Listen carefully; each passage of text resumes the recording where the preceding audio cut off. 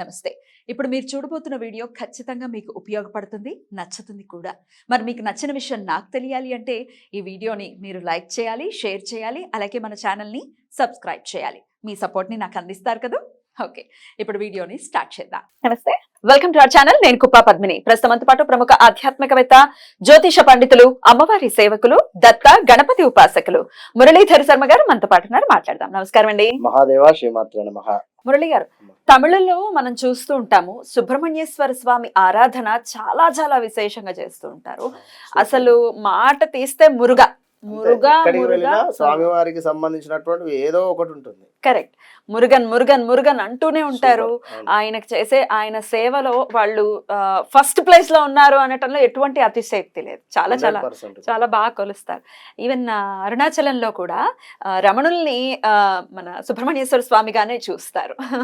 ఎందుకంటే అప్ప అనుకుంటూ ఆయన వెళ్ళారు కదా, అద్భుతం. అయితే ఇప్పుడు నేను సుబ్రహ్మణ్యేశ్వర స్వామి గురించి చెప్పడానికి గల కారణము ఆయన ఆరాధన అత్యద్భుతమైన ఫలితాలని చాలా శీఘ్రంగా ఇస్తుంది అనటంలో ఎటువంటి అతిశయక్తి లేదు. అయితే ఆయనకి కొన్ని గ్రహ ఆధిపత్యాల గురించి చూసుకుంటే కుజగ్రహానికి ఆయనే అధిపతిగా చూసుకుంటారు. ఇక కుజుడు అసలు ఇవాళ రేపు ఎంత మంది అప్పుల్లో కూరుకుపోయి ఉన్నారు. లిటరల్లీ చెప్తూ ఉంటారు సుబ్రహ్మణ్యేశ్వర స్వామి ఆరాధన చేసుకోండి, అభిషేకం ఆరాధన నిత్యం ఆయనను తలుచుకోవటం చేసుకోండి, ఖచ్చితంగా మార్పు ఉంటుంది అని. అంటే చాలా ఇది తరుణోపాయం అనమాట. చాలా సులభంగా కూడా మనం ఆల్రెడీ ఆర్థిక పరమైన ఇబ్బందుల్లో ఉంటూ మళ్ళీ డబ్బులు వెచ్చించి మనం ఎలాంటి రెమెడీస్ చేయలేం. కానీ ఆరాధనతో ఎలా సమస్యను అధిగమించవచ్చు అంటే దానికి అద్భుతమైన సమాధానం సుబ్రహ్మణ్యేశ్వర స్వామి. అంతే. స్వామి గురించి ఏదైనా మీరు చెప్తే వినాలి. తప్పకుండా అమ్మా. సూపర్. సుబ్రహ్మణ్యేశ్వర స్వామి అంటే అసలు ఆ పేరులోనే అద్భుతమైనటువంటి వైబ్రేషన్. అదే విధంగా స్వామివారికి అభిషేకం చేసిన అయితే కొందరు అభిషేకం చేసేటువంటి వీలు లేదని కానీ మరికొందరు మా వద్ద దేవాలయం లేదు అనేటువంటిది కానీ లేదా చాలా విధాలుగా కూడా వాళ్ళు ఇబ్బంది పడుతూ ఉంటారు.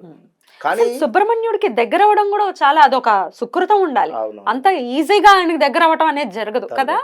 100% నిజంగా మీరు అన్నది. ఎందుకంటే మనం ఎంత ప్రయత్నం చేసినా కూడా కొన్ని సందర్భాలలో అసలు కొన్ని పోలేము. అన్ఎక్స్పెక్టెడ్ గా ఏదో వెళ్ళేటువంటి సందర్భంలో తన దర్శనం కానీ లేదా అక్కడ దేవాలయం ఉండడం కానీ అక్కడ ఏదో జరగడం కానీ నేనైతే చాలా సార్లు మీరు అన్నది వాస్తవం. 100% నాకు కూడా ఉన్నాయి అట్లాంటి ఎక్స్పీరియన్సెస్. అక్కడ ఇప్పుడు మన హైదరాబాద్ అదృష్టం చేసుకుంది, స్కందగిరిలో స్వామి కొలువుదీరు ఉన్నారు. అక్కడ దాకా వెళ్ళి ఆయనను దర్శించుకున్నటువంటి రోజులు ఎన్నెన్నో. అప్పుడు మనసుకి బాగా బాధ అనిపిస్తుంది. ఓహో, స్వామి కృప అంత ఆషామాషి విషయం కాదు, కుజుడు అనుగ్రహం కూడా ఉండాలి ఆయనను దర్శించుకోవాలంటే. అన్ని ఇంటర్లింక్డ్. అందుకనే అన్నాను అన్నమాట. కుజదోషము కూడా ఉండేటువంటి వారు వాస్తవానికి కుజునికి అధిపతి మనకు సుబ్రహ్మణ్యేశ్వర స్వామి కనుక ఎవరైనా కుజదోషం ఉండేటువంటి వారు తప్పకుండా స్వామివారి దర్శనాలు కానీ స్వామివారికి సేవ చేసుకోవడం కానీ స్వామివారు అంటేనే వీరికి ఒక ఎట్లా అంటే అసలు ఒక ఫీల్ వేరే అయిపోవాలి. సుబ్రహ్మణ్యేశ్వర స్వామి అనగానే అక్కడ విగ్రహం ఉంది అన్నా లేదా అక్కడ దేవాలయం ఉంది అన్నా ఏదైనా కానీ ఏదైనా కూడా నేను చెప్పేది అద్భుతమైనటువంటి రెమెడీ ఇప్పటి వరకు ఎవరు చెప్పలేదు అని చెప్పి నేను చెప్తున్నాను. ఎందుకంటే కేవలము నేను నా కళ్ళారా చూశాను. ఒక వద్ద చూశాను అంటే అది కూడా ఒక బ్రాహ్మణుల ఇంట్లో చక్కగా కూడా వారి ఇంట్లో నేను ఒకసారి అంటే మొన్ననే అంత రీసెంట్గా 1 వీక్ కూడా కాలేదు, ఇదే ఫిబ్రవరిలో ఫస్ట్ వీక్ లోపే వెళ్ళాను. అంటే వారి ఇంట్లో ఒకరికి హెల్త్ బాగా లేదు, కాస్త నెగిటివిటీ ఎక్కువగా కూడా ఉంది అనేటువంటి సందర్భం కానీ ఆ విషయంగా ఉంది అనేటువంటి విషయం మీద నుండి వెళ్ళడం జరిగింది. ఏవేవో కళలు రావడం కానీ ఎవరో నెత్తి మీద చెయ్యి వేసి పిలిచినట్టు ఆలాపన కానీ తరచూ కూడా కారు యాక్సిడెంట్స్కి గురవుతుంది అనేటువంటి మాట కానీ ఇవన్నీ కూడా విన్న తర్వాత సరే పర్వాలేదు నేను వస్తానండి ఒకసారి అయితే అని చెప్పా. వారికి అప్పటికప్పుడు ఇప్పుడైతే రాలేను, 1 డే రేపు లేదా ఎల్లుండి అని చెప్పి వారికి అప్పటికప్పుడు ఒక పరిహారం చెప్పడం జరిగింది. అది చేసుకున్నారు. దాని తర్వాత మాట్లాడి ఎలా ఉందంటే ఒక 50% నయం ఉంది అని చెప్పారు. ఏంటంటే కొన్ని వస్తువులు ఇవ్వడం జరిగింది. మీరు ఈ వీటితోని దీపారాధన చేయండి, ఈ టైంలో చేయండి, ఇప్పుడు చేయండి, దీని తర్వాత ఇవి ఇక్కడ వేసేయండి పారేయండి అని చెప్పడం జరిగింది. తర్వాత నేను వెళ్ళాను. వాస్తవానికి బాగానే ఉంది ఇంట్లో. వీరి ఆలోచన విధానం అందులో ఒకరు ఏలినాడు శనిలో ఉన్నారు. చాలా వీడియోలో కూడా చెప్పడం జరిగింది. ఏలినాడు శనిలో అసలు ఏదో ఇబ్బందులు ఉంటుందని. ఏలినాడు శనిలో వాళ్ళ కూతురు ఉంది, ఏలినాడు శనిలో వాళ్ళ అమ్మగారు ఉన్నారు, ఏలినాడు శనిలో వాళ్ళ తండ్రి గారు ఉన్నారు. ఒకటే ఇంటిలో ముగ్గురు కూడా. వారి కొడుకు వచ్చేసి వివాహమైంది, తన భార్యను తీసుకొని బయటికి వెళ్ళిపోయాడు. వీరు ముగ్గురే ఉండడం జరిగింది. ముగ్గురికి కూడా తరచూ ఏదో ఒకటి అవ్వడం జరుగుతుంది. కర్మ అనేది ఎవరు తప్పించుకోలేరు. ఇక్కడ వారి ఆరాధన పూజా మందిరంలోకి వెళ్ళి చూసేవారికి ఒక్కసారిగా నాకు అరే నేనెందుకు ఈ విధంగా పెట్టుకోలేకపోయాను అనేటువంటి ఆలోచన నాకు కలిగింది. సుబ్రహ్మణ్యేశ్వర స్వామి వారి ఫోటోలు అందరింట్లో ఉంటాయి, సుబ్రహ్మణ్యేశ్వర స్వామికి సంబంధించినటువంటి విగ్రహాలు కావచ్చు, ఏవైనా ఉంటాయి. కానీ స్వామి చేతిలో ఉండేటువంటి ఎంతో అందమైనటువంటి శూలం, అసలు అది చాలా బాగుంటుంది. తను ఆ స్వామివారు మంచిగా లడ్డు చెంపలతో పట్టుకున్నటువంటి ఆ యొక్క శూలము చూడగానే ఎంతో ముచ్చటేస్తుంది. కనుక ఆ యొక్క శూలము చక్కగా కూడా వారింటిలో స్థాపితంగా, అంటే ఈ విధంగా చెక్కి ఉంది. అంటే పూజా మందిరంలో అభిషేకం చేసుకునేటువంటి విధంగా దాన్ని అమర్చి పెట్టుకున్నారు. చెక్కతో చేసిందా? లేదు, పంచలోహాలది పెట్టుకున్నారు. పంచలోహాలది చక్కగా కూడా వారు అంటే అభిషేకం చేసుకున్నటువంటి విధంగా పెట్టారు దాన్ని. ఓకే, దాని పక్కనే గోవు తన దూడకు పాలిస్తున్నటువంటి విగ్రహం. ఇది వెండిలో చేయించారు వారు. అద్భుతంగా ఉంది, దొరుకుతున్నాయి ఇప్పుడు చాలా చక్కగా. చాలా అంటే అసలు నాకు అవన్నీ ఉన్నట్టు వాళ్ళ ఇంట్లో చాలా ఫోటోలు ఉన్నవి, కానీ నా మనసు మాత్రం అక్కడికే వెళ్ళింది. నేను దీన్ని షేర్ చేసుకోవాలి అని చెప్పి అనుకుంటున్నాను. వారిని కూడా చెప్పాను. అయితే వారు చేసినటువంటి చిన్న మిస్టేక్స్ ఉన్నవి అక్కడ. అది పెట్టినటువంటి స్థానం కానీ చెప్పడం జరిగింది. అట్లా కాదు ఇట్లా పెట్టుకోండి అని చెప్పాను. తర్వాత అభిషేకం చేసుకోండి ప్రతి శుక్రవారం అని చెప్పాను.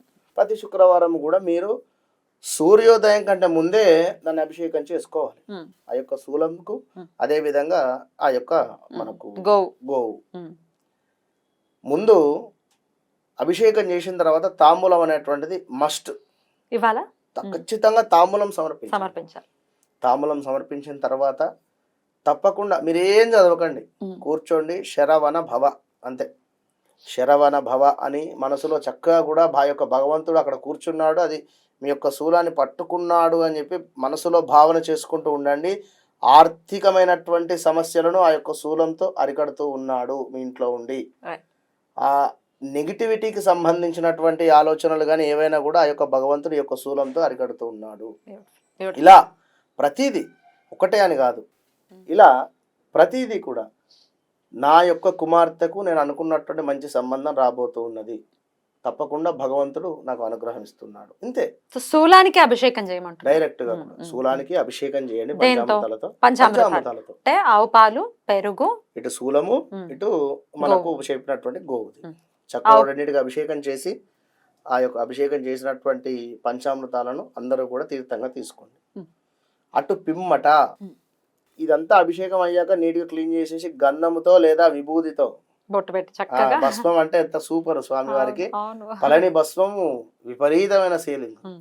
మంచిగా పళని భస్మంతో స్వామివారికి ఆ యొక్క శూలానికి అలంకరింపజేసుకున్న తర్వాత ఇక్కడ విగ్రహాన్ని కూడా, గోమాత విగ్రహాన్ని కూడా అలంకరింపజేసుకొని 4 పుష్పాలు పెట్టుకొని పంచగవ్యంతో ఏర్పడినటువంటి ఆ యొక్క మట్టి ప్రమిదలాగా ఉంటుంది మనకు ప్రమిద. అందులో చక్కగా కూడా మంచి నెయ్యి చక్కగా కూడా పోసి 3 వత్తులు వేసి దీపారాధన చేసుకోండి. ఇలా శుక్రవారం చేయమంటారు. ఆర్థిక బాధలు ఎందుకు పోవో చూస్తాను అంటారా? 100% ఆ స్వామి మీ ఇంట్లో కూర్చొని మరి ఆ యొక్క శూలంతో తీసిపారేస్తారు. తప్పకుండా. ఇలా అంటే నాకు అనిపించింది, అది షేర్ చేసుకోవడం జరిగింది. తప్పకుండా బాగుంటుంది. ఖచ్చితంగా చేయటం అనేది ఆ శూలంతోనే చేస్తారు. అద్భుతంగా తెలియజేశారు. ఖచ్చితంగా అందరం శుక్రవారం ఖచ్చితంగా స్వామివారిని ఇలా అర్చించుకుని మన సమస్యల నుంచి త్వరితగతిన స్వామి అనుగ్రహం చేత బయటపడాలని మనస్ఫూర్తిగా కోరుకుంటూ థ్యాంక్ యూ సో మచ్ అండి. నమస్తే. మహాదేవ.